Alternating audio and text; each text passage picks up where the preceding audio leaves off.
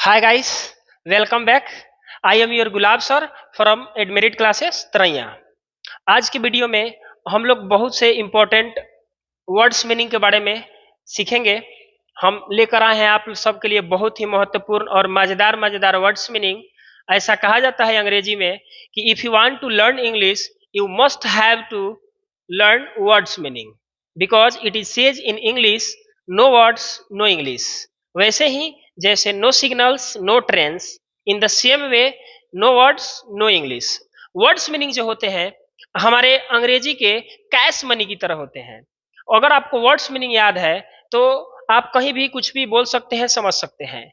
Structures वगैरह हो गया या बहुत सारी चीजों का नॉलेज अंग्रेजी में आपके बैंक अकाउंट में जमा मनी की तरह होता है।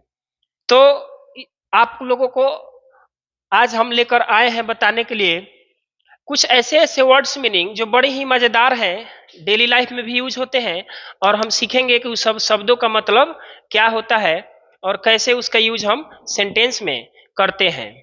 चलिए तो आइए देखते हैं। हमारा पहला वर्ड्स है बीट ब्लैक एंड ब्लू।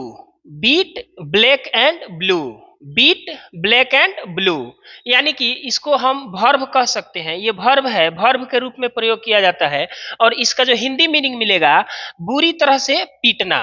किसी को बुरी तरह से पीट देते हैं तब हम उसको कह सकते हैं कि बीट ब्लैक एंड ब्लू। पहला हमारा वर्ड है बीट ब्लैक एंड ब्लू। देखिएगा किसी को अगर बहुत बुरी तरह से मार देते हैं ना तो उसका चेहरा काला नीला हो जाता है, आंख वगैरह चाहे जहां भी। तो यहां से आप याद कर सकते हैं ब्लैक एंड ब्लू हमारा कीज वर्ड है। किसी को बहुत बुरी तरह से पीट दिया जाए तो जिस पार्ट पर चोट लगती है बॉडी के, उसको बुरी तरह से अगर पीटा गया हो तो आप देखेंगे कि वो ब्लैक हो जाएगा, ब्लू हो जाएगा। यानी कि लोग बोलते हैं ना सियाही नियर हो गइल बा, मार के सियाही को दिले बा।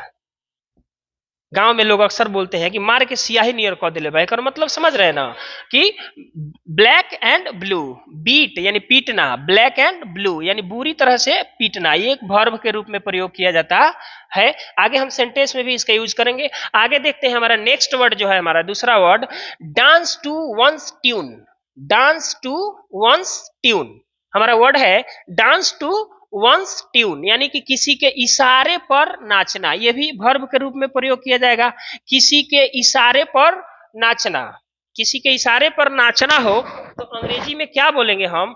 तो अंग्रेजी में हम बोलेंगे डांस टू वंस ट्यून, किसी के इशारे पर नाचना। यानी कि ऐसे बहुत सारे लोग होते हैं कि अपना दिमाग तो लगाएंगे नहीं, कुछ सेंस है नहीं, किसी के इशारे पर वो क्या कर रहे हैं, आपको भला बुरा बोलेंगे, नाचेंगे। नाचना का मतलब डांस करना नहीं हुआ, किसी के इशारे पर क्या करना, काम करना। आप अपने स्तर से न करके किसी के कहने पर, किसी के इशारे पर अगर आप कुछ करते हैं तो उसको अंग्रेजी में हम क्या बोलते हैं बाबू? Dance to once. ध्यान दीजिएगा यहाँ पर जो वंस है वो ओ एन सी ई नहीं है, ये पॉजिटिव वाला वंस है। ऐसे पॉजिटिव जो फॉर्म होता है ना वन का, वंस वो वाला है। चलिए आगे देखते हैं। हमारा नेक्स्ट वर्ड जो है, हमारा नेक्स्ट वर्ड है फैंसी प्राइस।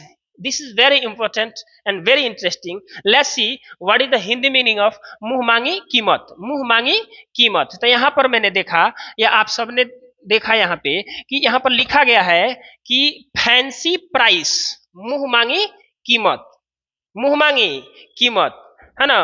तो कोई कोई ऐसा चीज होता है कि लोग उसका मुंह मांगी कीमत देने को तैयार हो जाता है। जैसे कहीं कहीं बोली वगैरह लगता है तो मुंह मांगी कीमत बहुत कम चीज होती है जिसको लोग देते हैं। तो मुंह मांगी कीमत को अगर कहना हो तो क्या बोलेंगे अंग्रेजी में? Fancy price. फैंसी प्राइस, ऐसे फैंसी वर्ड आप लोगों ने कई बार सुना होगा।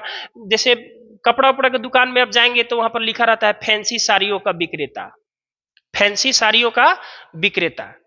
तो फैंसी कपड़ों का संग्रहालय, फैंसी साड़ियों का दुकान। तो ये फैंसी का मतलब क्या होता है? मुंह मांगी कीमत। वहां जाके जाइएगा आप, मुंह मांगा कीमत लेगा आपसे। समझिए, this is the logic of business. तो फैंसी प्राइस का मतलब क्या होता है? मुंह मांगी कीमत। मुंह मांगी कीमत को अगर बोलना हो अंग्रेजी में तो हम बोलेंगे फैंसी प्राइस। नेक्स्ट वर्ड हमारा है दिस वेरी इंपॉर्टेंट। जैसे अक्सर हम लोग समस्या में पड़ जाते हैं, ऐसी ऐसी समस्याएं होती है जब हम उलझन में पड़ जाते हैं, उसको अंग्रेजी में फ्रेज में कैसे हम बोलेंगे वर्ब में कि get into hot water. Get into hot water, get into hot water, get into hot water. इसका मतलब हुआ किसी समस्या में पड़ जाना। किसी समस्या में अगर आप पड़े हुए हैं तो आप कह सकते हैं कि आई एम, अच्छा है, I got into hot water there, मैं वहां किसी समस्या में पड़ गया। सेंटेंस कैसे बनेगा इसको बाद में हम देखते हैं, पहले वर्ड देखते हैं। तो गेट इनटू हॉट वाटर, किसी समस्या में पड़ जाना। किसी समस्या में आप पड़े हैं तो उसको अंग्रेजी में बोलेंगे get into hot water, get into hot water. चलिए नेक्स्ट वर्ड जो है हमारा, मैं जोरू का गुलाम बन के रहूंगा।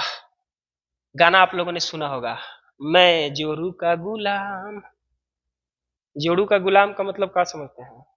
साड़ी खींचने वाला, गड़बड़ सोचते हैं आप।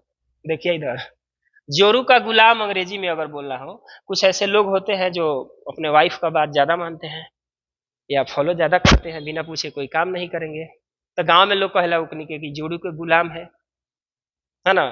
तो जोरू का गुलाम। चलिए देखिए यहां पर जो वर्ड है जोरू का गुलाम, hand packed husband. Hand packed husband का मतलब होता है जोरू का गुलाम, एक नाउन के रूप में यूज किया जाएगा। हैंड पैक्ड हस्बैंड का मतलब जोरू का गुलाम, हैंड पैक्ड हस्बैंड जोरू का गुलाम। चलिए आगे बढ़ते हैं, next word.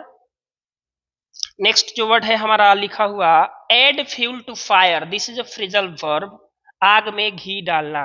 Add fuel to fire, fire माने होता है आग, एड माने जोर दीजिए, फ्यूल माने ईंधन, तो आग में घी डालना, इसका मतलब एड फ्यूल टू फायर, आग में घी डालना। नेक्स्ट वर्ड जो है हमारा बहुत इंपॉर्टेंट है, मैं इसको ऊपर लिखना चाहूंगा, an old flame. An old flame, इसका मतलब होता है पुराना प्यार। पुराना प्यार, पुराना प्यार, नया प्यार ना। पुराना प्यार को अंग्रेजी में क्या बोलते हैं बताइए आप लोग, आज से बताइएगा क्या। एन ओल्ड फ्लेम, पुराना प्यार। अगर मैं बोलूं कि तुम अपने पुराने प्यार का नाम बताओ, tell me what is the name of your old flame, पुराना प्यार। जबरदस्त। आगे बढ़ते हैं हम अगले वर्ड की तरफ। तो आई होप कि आपको ये वर्ड समझ में आया होगा। एन ओल्ड फ्लेम, पुराना प्यार। पुराने प्यार को हम लोग क्या बोलते हैं अंग्रेजी में? An old flame. Old love मत बोल देना, ओल्ड लव नहीं होता है, ठीक ना। Old flame, an old flame, पुराना प्यार। चलिए देखते हैं कुछ और वर्ड्स। यहाँ पर हमारा अगला वर्ड्स है big gun. Big gun, big gun जो है नाउन के रूप में यूज किया जाएगा बाबू। बिग गन, ऊंचे पहुंच वाला आदमी, ऐसा आदमी जिसके एक फोन घुमाने पर सरकार गिर जाए। समझ रहे हैं, कुछ लोग धमकी देते हैं बैठे बैठे, है ना, पावर दिखाते हैं, इसका पहुंच बहुत दूर तक है ना। तो उसको अंग्रेजी में क्या बोलेंगे? Big gun. Big gun, big gun. Big gun का मतलब बड़ा बंदूक नहीं होगा, है ना। यहाँ पर क्या होगा? ऊंची पहुंच वाला आदमी। ऊंची पहुंच वाला आदमी को हम लोग क्या बोलेंगे? Big gun. Big gun. आगे बढ़ते हैं, नेक्स्ट वर्ड बड़ा इंपॉर्टेंट है, बड़ा मजेदार भी है ना। नेक्स्ट वर्ड हम लोग का है bed of roses. Do you know what is the meaning of rose? Here is rose, yes, गुलाब, फूल गुलाब का, है कि ना। फूल तो एक ही है गुलाब, बाकी सब तो फूल है। चलिए देखिए, बेड ऑफ रोजेज, इसका मतलब होता है आनंद से भरपूर, इंजॉय, फुल इंजॉय, आनंद से भरपूर। बेड माने होता है बिस्तर, इसको जरा समझिए। रोजेज मतलब गुलाब, यानी कि गुलाब का बिस्तर, गुलाब से भरा हुआ बिस्तर होगा तो बताइए आनंद आएगा कि नहीं आएगा? परमानंद आएगा। आनंद का तो बातें छोड़ दीजिए। तो यहां पर क्या हो जाएगा? बेड ऑफ रोजेज, आनंद से भरपूर। आनंद से भरपूर को हम क्या बोलेंगे? Bed of roses. Bed of roses, आनंद से भरपूर। इसको बार बार आप रिपीट करें, याद करें, सेंटेंस में बोले, कोई दिक्कत नहीं है।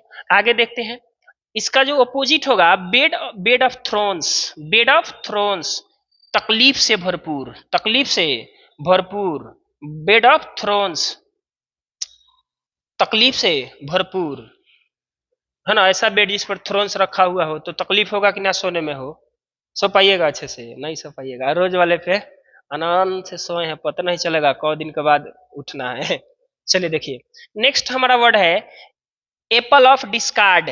This is a noun.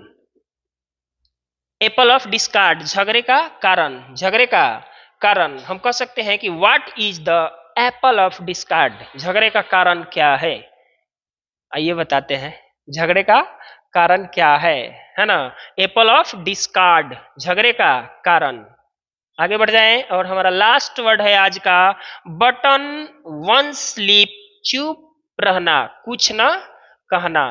कहते हैं ना कि जो मजा चुप रहने में है वो शोर मचाकर शिकायत करने में नहीं है। ऐसा कहा गया ना कि जो मजा चुप रहकर देखने में है चीजों को, वो मजा शोर मचा के शिकायत करने में नहीं है। यही है। और एक चीज कहा जाता है चुप रहने के सेंस में, वर्ड आया है तो कुछ बातें याद आई है, बता दें। बटन वन स्लीप, चुप रहना या कुछ न कहना, है ना। कुछ न कहो तो अच्छा है, चुप ही रहो तो अच्छा है। समझ में आया। लेकिन चुप रहने का भी एक हद होता है। चुप रहने लगिए तो कुछ लोग बोलने की हद भूल जाते हैं। ऐसा ऐसा बहुत सारा बात आप लोगों ने सुना होगा, है ना। तो ये सब चीजें हैं। एक चीज और कहा जाता है ना कि चुप रहने वाला अगर सब्र कर जाए तो बोलने वालों की औकात दो कौड़ी की हो जाती है। दो कौड़ी, कौड़ी समझते हैं ना, इसलिए सोच समझ के बोलिए। चुप रहने वाला दो कौड़ी का नहीं होता है, ज्यादा होता है। बटन वन स्लीप, चुप रहना या कुछ ना कहना। चलिए तो ये थे आज के कुछ महत्वपूर्ण वर्ड्स, है ना। ऐसे ऐसे महत्वपूर्ण और मजेदार वर्ड्स आपको मिलते रहेंगे। जुड़े रहिए आप एडमेरिट क्लास के यूट्यूब चैनल पे, है ना। मैं आपका अपना गुलाब सर। मिलते हैं फिर अगले वीडियो में। दीजिए इजाजत। जय Hind. Thank you very much.